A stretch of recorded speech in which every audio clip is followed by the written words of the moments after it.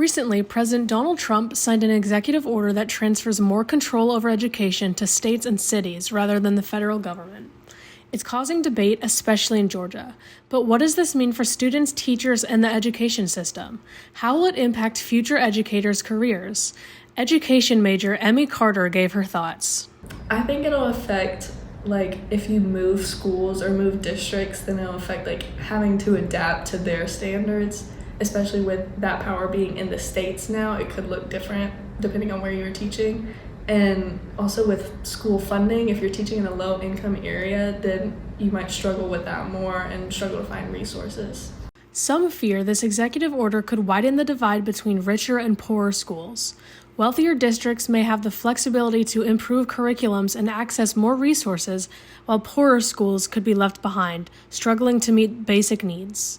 The big question is whether this change will really help all students or just the ones in well-funded districts.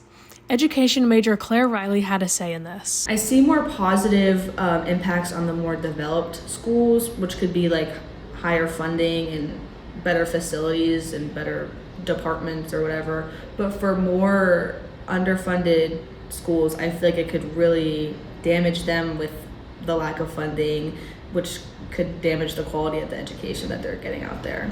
With more control in the hands of state and local leaders, some believe that education can be tailored to better fit the needs of students and communities.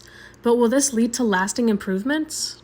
I would say giving state autonomy and giving state leaders the chance, state and district leaders the chance to say what they want to be taught, and with that adapting to the needs of the community and individual students, that will help, and applying learning in a way that is most understandable to them. As the debate continues, the impact of the executive order remains unclear.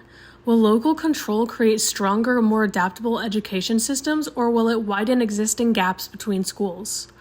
Educators, students, and policymakers will be watching closely as these changes take shape in Georgia and beyond.